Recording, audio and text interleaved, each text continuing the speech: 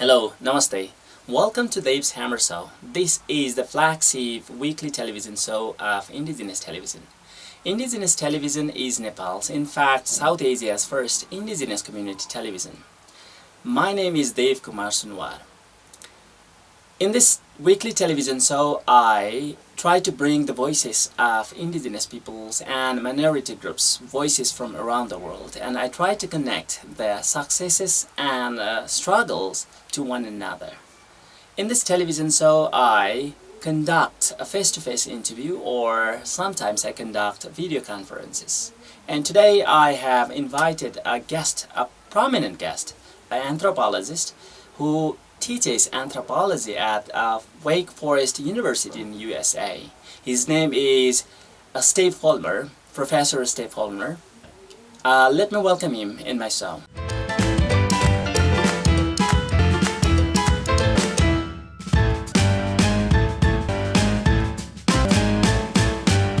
Welcome to the show, and first of all I would like to request you to introduce yourself a little bit in brief. Thank you very much, Dev Kumar. It's wonderful to be here. I'm very pleased that you invited me. I am an associate professor and the chair of the Department of Anthropology at Wake Forest University. This is in This is in Winston-Salem, North Carolina, in the United States. My involvement in Nepal is as an ethnographic researcher mainly, but I also bring students here mainly from the United States so that they can learn a little bit about Nepal and a little bit about doing some anthropology. I started working in Nepal in 1979, which is now almost 40 years ago. And I've been to Nepal about 20 or 22 times since then, either doing more research or bringing students or doing a combination of the two. Today, and for the past 16 or 17 years, my main interest in Nepal has been in the condition of Dalit people and the lives they lead, the effects of being low caste status on their mental health, the effects of the earthquake on Dalit people, and other related issues. So it shows that you have a very close connections with Nepal and the Dalit communities, right? And my question is actually, why did you choose the area of Dalit community to study? The choice really didn't happen over a short period of time. It happened over a long period of time. So when I first came to Nepal, this is almost 40 years ago, the Dalit community wasn't seen as a significant intellectual or a significant community of intellectual interest by Western scholars. It was seen as part of a seamless whole of the caste Hindu culture. And so I didn't really think about Dalit people and their life as being far different from the lives of Bauns and Chetris. And this was, of course, before I came, but as I lived here, I started to see many differences. And over time, I started to understand that that within this community, there was a great deal of heterogeneity of experience. And the experience of some people was far different and far worse than the experience of other people. I didn't return to Nepal after my first trip until 1991, when I was doing some follow-up research on the work that I had done in 1979.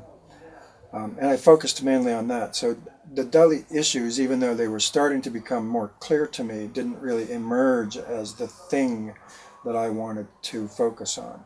That didn't happen until my first student trip in 2001, when some students and I visited the village of Sirurbari in Sangja. And Sirurbari is very famous for the village tourism project, which is a project that mainly promotes Gurung culture and is run by Gurung people.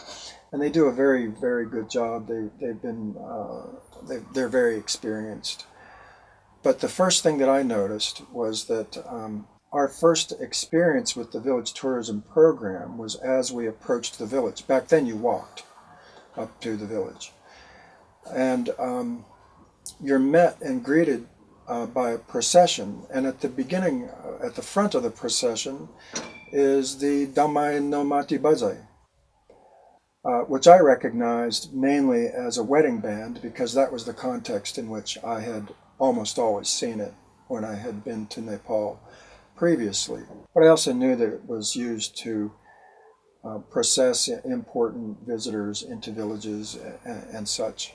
And as I was watching very closely, it occurred to me that my students would not recognize the difference between Guru people and Damai people. And I thought it was very important to bring out how much of the Gurung culture then was based on Damai culture, and also more indirectly on Kami culture, Sarki culture, the other Dalits who live in that area. And so that's when my interest in the Dalit condition, as I call it, became piqued.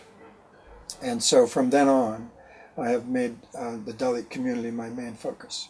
So, if the condition of the Dalits community in Nepal is they have received inhuman treatment based on the caste-based discrimination and untouchability, I haven't experienced myself 1980s. I want to know the treatment on the Dalits community when you came for the first time in 1980. You spent about 1 year, right, in Dalit community's house itself. And what is your first perceptions? Did you notice any sort of that sort of discrimination then and today? Is there any difference? Yeah, well, that's a long process to talk about. So, when I first came to Nepal, I first lived in a rural village for about 8 months, and then I moved to Pokhara for another 6 or 7 months. And that's where I got my first view of Dalit people. And the way that I learned about Dalits and other castes at first was to do a very detailed census of the village, and I started learning about the different castes. And back then, Dalits weren't using the same surnames that they're using today. Back then, all the Sarkis were simply called Sarki. All the Kamis used the surname Kami, and the Damais Damai. And so that was one of the first views I had of it. But over time, I started to see some direct and indirect evidence of the place of Dalits in caste Hindu community. I also should point out, Dalit was also not a word that was used back then to refer to Dalit people, to who we call Dalit people today. And so one example was when, after a hard day's work in the fields of a bound family that I knew, several Dalit men came up to the porch, the veranda, and of course they stood below the veranda on the courtyard, and I and the people I was living with stood above on the veranda, and one Dalit man, or actually several Dalit men, wanted a drink of water. And so I noticed that the bound people were pouring the water from their karawa into the mouths of the Dalit people. And then I was holding an ankara, and we had run out of water from the other vessels, and a Dalit man asked me for some of that water, so I handed the ankara to him, and he took it in his hands. And the situation exploded immediately into great anger. The bound man, whose ankara it was, became furious, and he started yelling loudly at my research assistant, who was also bound from Kathmandu, telling him that he should have known better, and that this more or less constituted the same thing as drinking from a sewer. And after all this commotion settled down, I apologized, and I promised never to do this again, and asked how we could make restitution, which nothing was really asked of us. But the the Dalit men stood there in silence, just listening to themselves being berated like this, being referred to in these kinds of terms. Other situations that weren't as dramatic, I started to notice. So, for example, as the paths in this village were very narrow and were lined in some places by walls that were shoulder height or even higher. And as I would walk one way down the path, if I encountered Dalit people coming toward me, they would quickly quit the path, jump up onto the wall and let me pass. And I was uncomfortable with this. This didn't seem right to me. I still didn't know how to handle all this. It was all very new to me. And then other things, like one day I was in one cluster of Dalit houses, and they wanted to share some kakra with me. And the kakra out there are beautiful. They're big and they're refreshing, and it was a hot day. And so I said, yes, I would like some kakra. And they asked me to cut it. And I said, no, it's okay, you cut it. And they seemed very surprised to me that I would ask them to cut it. So they cut it, and they handed it to me, and then I ate it. And they were clearly pleased and surprised that someone not from their community would eat something that they had given to the visitor. So it was these kinds of things that started to let me see, sitting in a tea shop and having the kami man squatting at the door, and then when he was done washing his teacup afterwards, I started to notice many little things that kind of added up to the Dalit life. Now, I didn't see any terrible acts of violence or anything like that, but what I saw was the daily grind. So you only didn't notice that sort of behavior in the village, and you told me in background you also spent some time in Sarki's house. You spent yourself. Early on, I stayed in Bound House, and then in 2003, I think it's hard for me to keep which trip straight. 2003 or 2005. I stayed in the village of Jarawarasi, down near Chapagan, below Kathmandu, in Lalitpur. And there I stayed in the house of a Sarki man twice, for 4 or 5 weeks one year, and then 4 or 5 weeks the following year. So did you notice any sort of, what was your experience that time when you stayed with, what was different? I mean, obviously, when you stayed with, bound man's house at the beginning, later on with the Sarki man, and, the treatment from other people around that community. That is such an interesting question, because you really have to know the man that I lived with. He's such an interesting, very intelligent, very perceptive, socially minded, and really powerful man. He's a Jarfuk. And he's famous for his abilities to help people through their problems with well-being, and people from far away, 2-hour walk away, will walk to see him. And so he's so intelligent and so socially minded that the lessons from him, it seems like they were daily. And so he told me about some of his past history and his very difficult dealings with some high caste people early in life. And he told me of some of his faults and some of his failures. And then at one point, he decided to open a tea shop in his house. And last time I was there, which was before the earthquake, he still had the tea shop. I don't know what condition his house is in right now. I haven't seen him in several years, but he opened this tea shop several years prior to that. And he was telling me that he thought a lot about who should be allowed in the tea shop. And so apparently there was some sentiment in his village that Damai people should not be allowed in. And he wrestled with this idea. And he came to the conclusion that that's not the way that he would run his shop, that he felt that if he was in favor of inclusion, then he should also reflect inclusion. He also uses his powers as a jarfuk to exercise a little bit of influence over higher caste people who want his services. So he, in subtle ways, demands a lot of respect from people, no matter what their caste is. He's made, I guess, a pretty close friendship with a Brahmin man who lives just a few houses away, and I think their relationship shows a little bit of how things are starting to change in Nepal. So they have a pretty close relationship.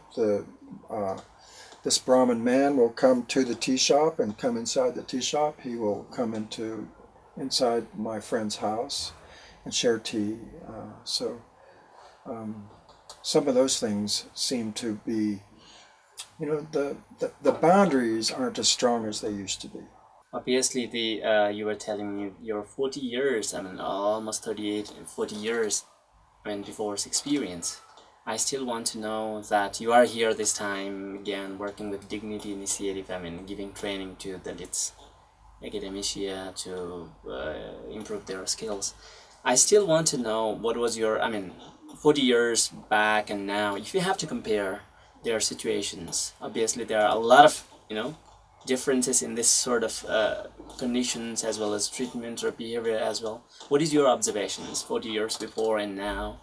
It's very complicated, and I want to answer it several different ways. So, in some ways, there have been some significant changes for Dalit people.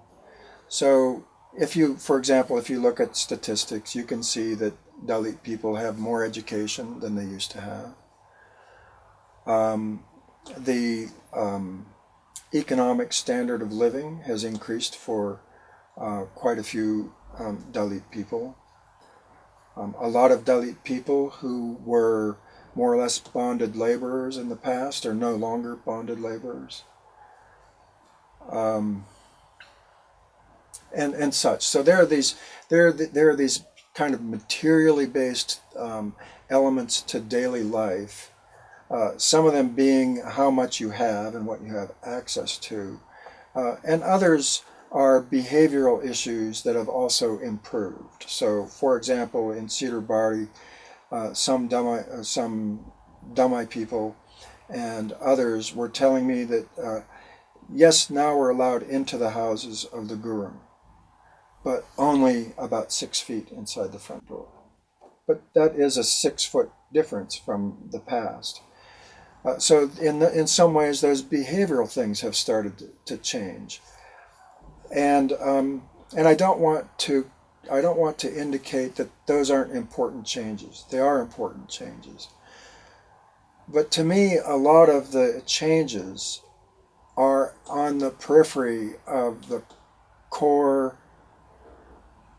difficulties of living as a Dalit are, and I've learned more and more about this over the past couple of years, that the core problem for many Dalits that I speak to, this certainly wouldn't be for all Dalit people, but the core problem is the lack of respect and the being treated through discrimination, derogatory remarks, humiliation on a daily basis.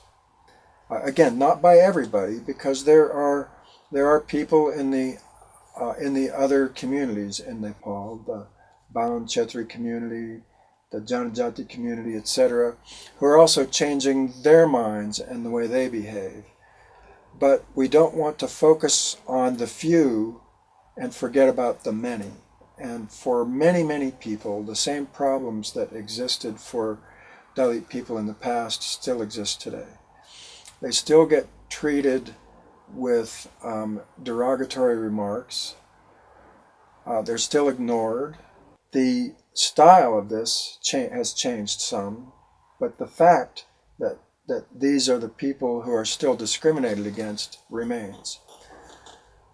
And that, I think it's forgotten by many people that it is being Dalit that is the primary obstacle for Dalit people in gaining in other areas. So it is being Dalit that makes it difficult to become middle class. It's not being poor that makes it easy to become Dalit, right? It's being Dalit makes it easy to be poor, etc.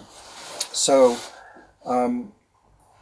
so some of the significant problems. I still see one of the other core issues, by the way, being the lack of voice of Dalit people. Not because Dalit people aren't trying to have voice, but because maybe the experience of projecting voice isn't as robust as it is for other groups, but also other groups like to ignore the Dalit voice.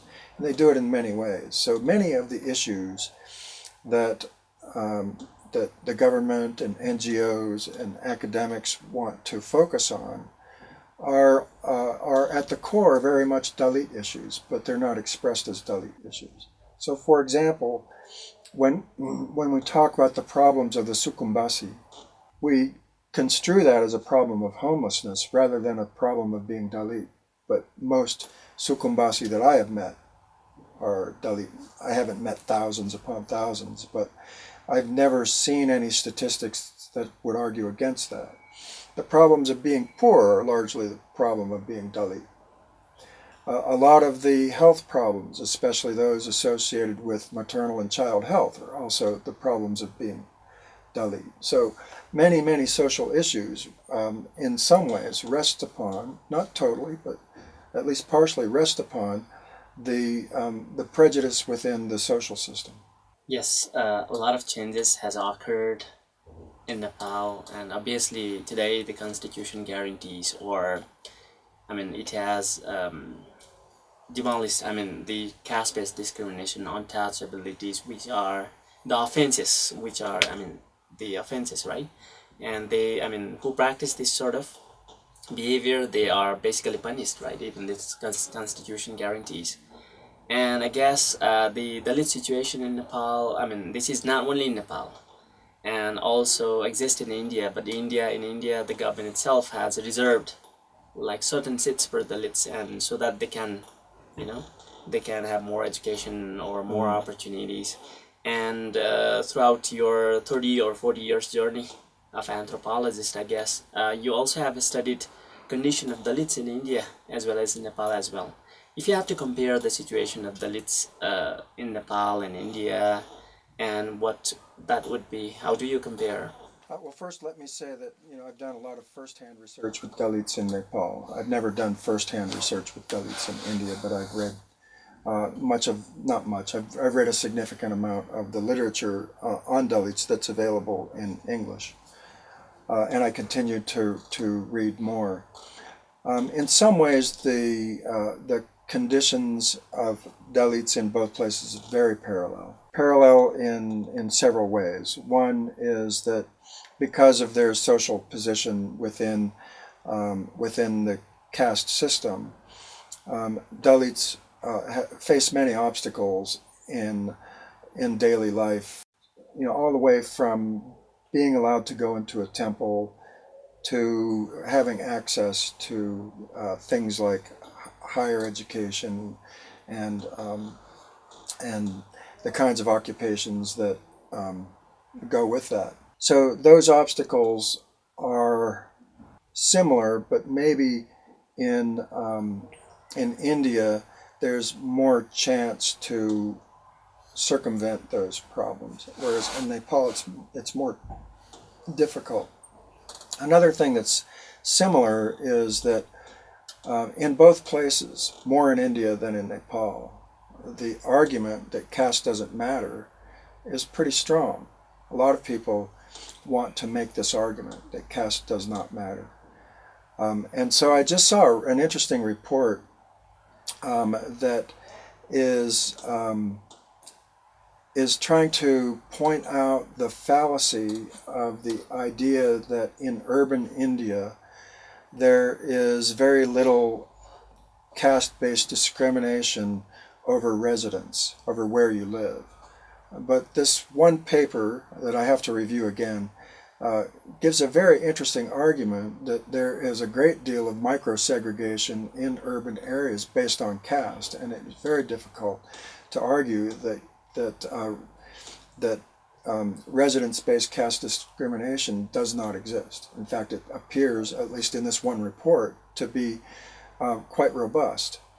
And I think the same kind of mega process goes on in Nepal, where some people try to argue that caste doesn't really matter. And if you look at things this way, they don't. But if you look at things from the perspective of Dalit people, that's hardly ever true. Caste almost always matters. Nonetheless, I would say that in India, the situation for Dalits in many instances is better than it is in Nepal. And I believe that goes all the way back to the Indian Constitution, to the efforts of Ambedkar. Ambedkar helped to write the Constitution, and he's largely responsible for reservations, etc. And Nepal has not had that. It has not had the great Dalit leader who has been able to stand in for like a Nepali Ambedkar and help to rewrite the Constitution and have such a strong, powerful voice to make the government and others listen. So I would say that Nepal's Dalits have more work to do than Indian Dalits do, but they both have a great deal of work to do. Thank you, Professor Folmar, for your time as well as esteemed thoughts on one of the minority or marginalized groups, Dalit communities in Nepal. Well, thank you very much for having me on the show. I have enjoyed this very much. Next week I will come up with new guests to discuss a new topic. Till then, have a great weekend. Bye-bye.